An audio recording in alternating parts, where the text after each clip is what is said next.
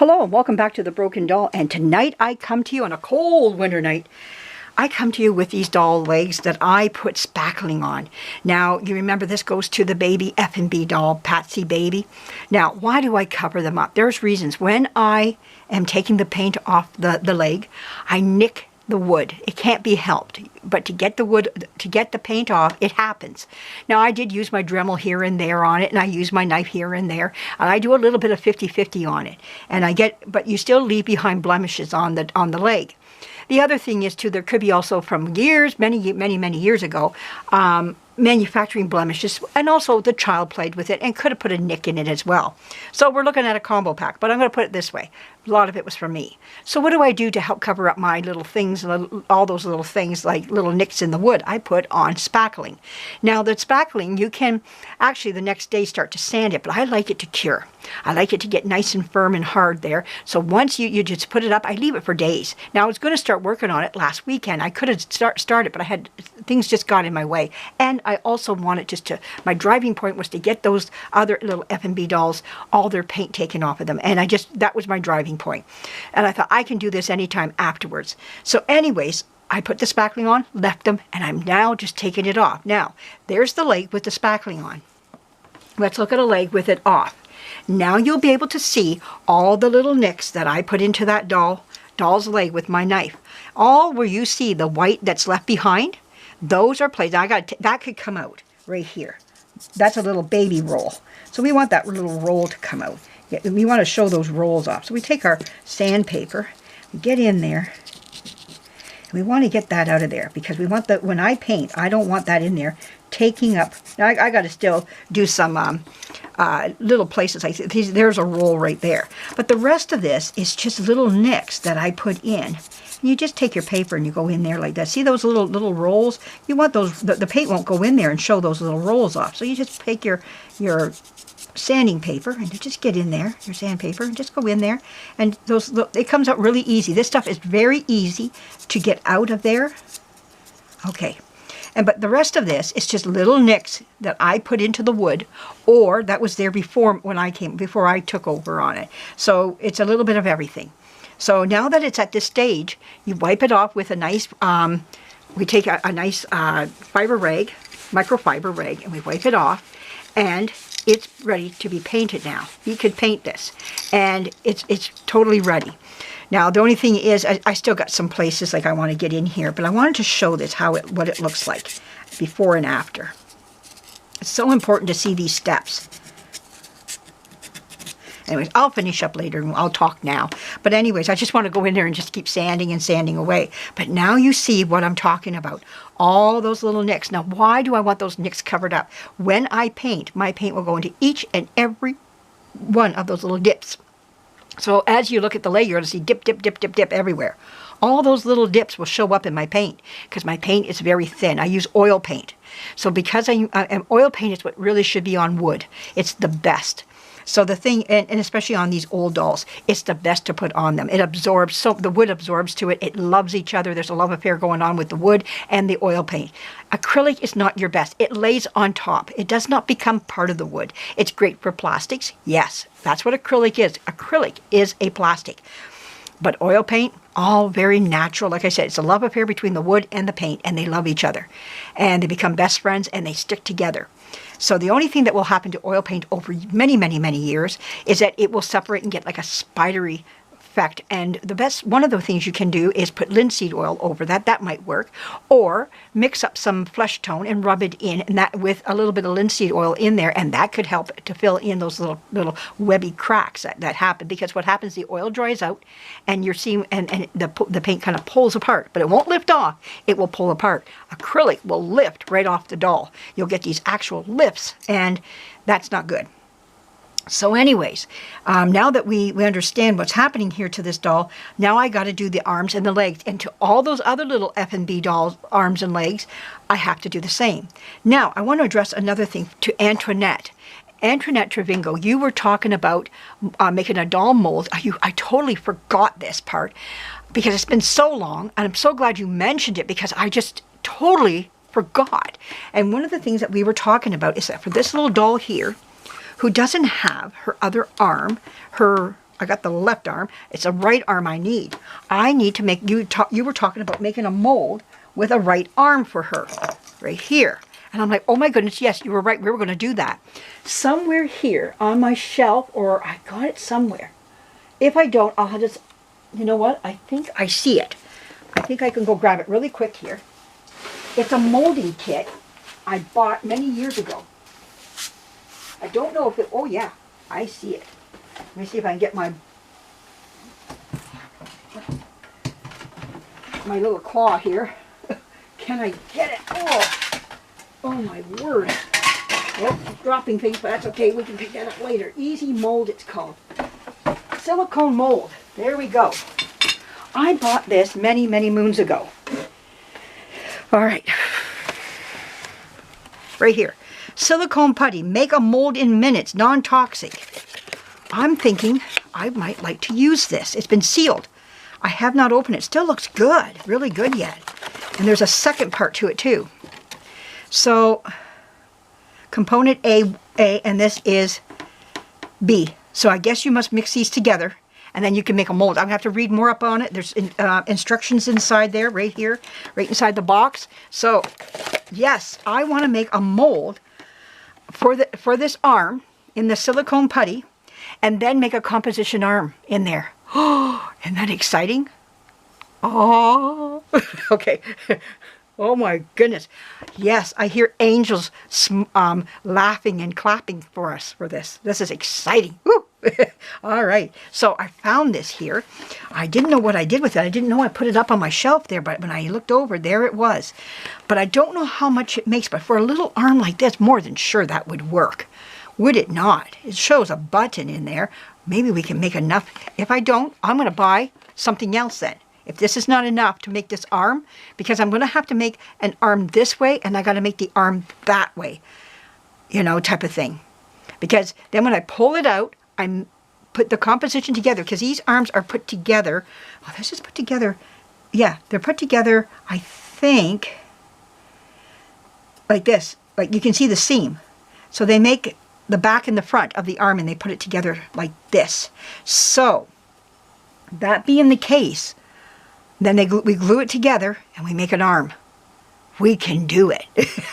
That's going to be an exciting video. I'm really excited about doing it. I don't know if this is enough to make. I'm pretty sure it is though. This arm is not very big at all. When you mix those two together, that's quite a bit. So I'm excited about that. It says 3-minute working time, 25-minute cure. Excellent detail from original. Strong, flexible, reusable molds. High heat range up to 400 degrees Fahrenheit. No shrinkage. Self-releasing, no mold release agent required. Wow. So it's all, wow. Easy Mold silicone putty is ideal for a wide range of impression mold applications. But it's the working time. You have 3 minutes. And then 25 minutes for it to cure. Okay. Well, hey. There we go. I don't know what I paid for this. I don't have a clue. Because it was way long ago I got this. Okay, well, I'm going to have to read up on it, and then we'll have a day when we do this, and it's going to be exciting. You know, so we'll be hearing a lot of angel clapping. They'll be rooting us on to do this. But right now, and then I can work on this little doll and get her going just as well. Oh, that's nice. You know, that's going to be great, and she'll have her own little, you know, her own little arm back. I don't have to buy an arm. Okay, I'm excited about that. All right, and I have my own composition here, composition flour, and I'm pretty sure I can make, I can do more if I need to. I showed you the machine and everything that I used to make that. But anyways, I wanted you to see this. I think this is great, and I think this is great just as well. Easy Mold. I might have to buy one more. I don't know, because I got to do 2 sides of it. But thank you, Antoinette, for reminding me, because I forgot about that part of it. And, yeah, that... When you said that, I went, oh my goodness, yes. And again, I want to say thank you to everybody who's been voting for Polar. He went from 18th down to 12, down to 9, down to 7. So we're getting there.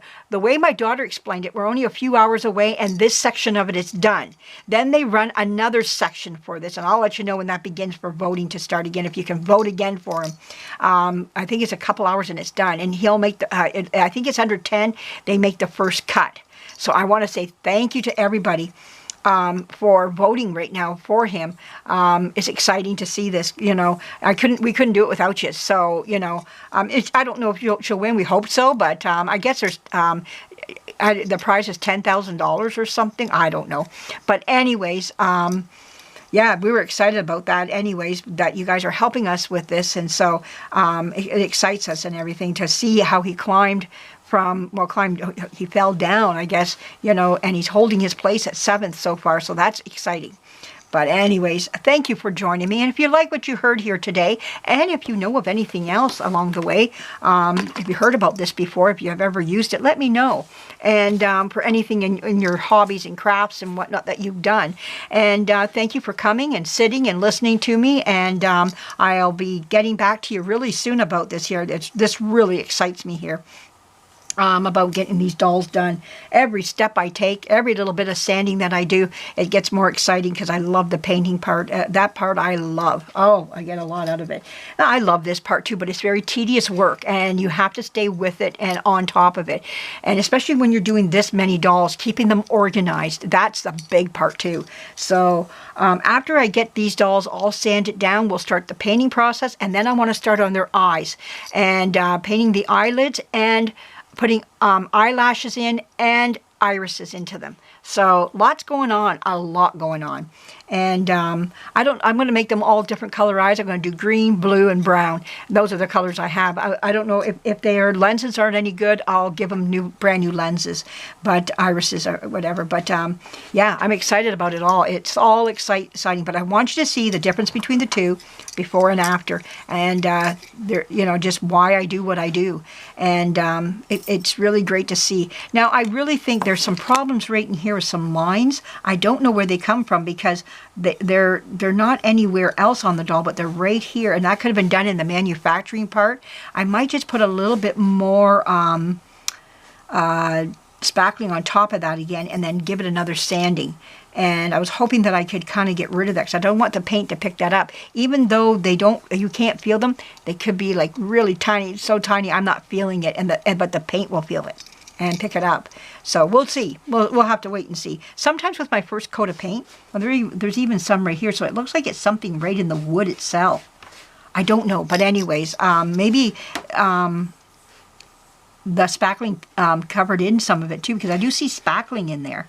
So I do see some places here yet where the spackling, you can't over sand this or you'll take the spackling right out of the little holes. So I can see some places here where the spackling did not go in, some little holes here.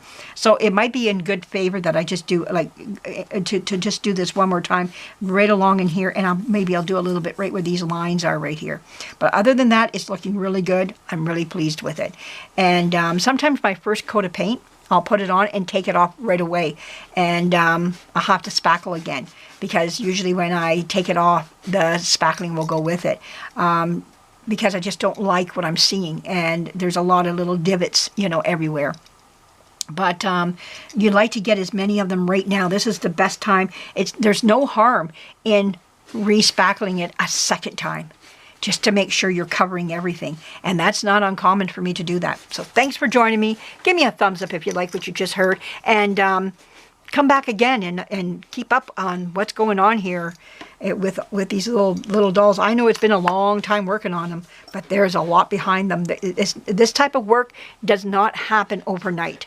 This is stuff that takes a long time. I was listening to one lady way long ago who said she had a doll 9 months, 10 months, that she worked on this doll because it's just the condition of the doll, everything she had to do with it, and it just took a long time. Somebody was asking also about another doll that I have that, before I go here, I just remembered this now, that what happened to her. I do have her. I don't know where. That's the problem. The reason why I haven't worked on her is because my husband and I were working on that doll together. It was our doll together. And it puts a little bit of a sting spot. It kind of stings me a bit. Not so much now, but it did earlier. And I just put her away. And I think now I can handle bringing her back out and getting her also up and running. And that's a doll that I've been thinking about. And she was painted with acrylic, so I need to restrip her down, take the acrylic off. This is when I didn't know about oil paint here. So I will get the oil paint, and we'll strip her down, put the oil paint on her. I think that will be a lot better for her, and we'll get her together. So she's a loop doll, great big girl too, not a small one at that. So that's exciting also. And I know I can find her. That's not a problem. She is here somewhere. She will surface again. And when she does, we'll work on her. But yeah, I do have her here. And that's what's happened. But it was a doll that my husband and I, Dodie's restoration, she wanted her to work on after my husband passed away. And I said, no, it's a doll that my husband and I were working on. And I said, I want to finish her. She needs to be finished by my hand. And so that's what I'm going to do. I'm going to finish her. I think now I can handle bringing her out and getting her going and getting her looking good and everything. So, but anyways, yes. So thanks for joining me. Lots more to come. I'm excited about where I'm heading now with this. I got a good direction. And thank you, Antoinette, one more time for mentioning about making a doll arm. Yes. All right. We'll be talking to you again really soon. And we'll be coming back again. Bye-bye.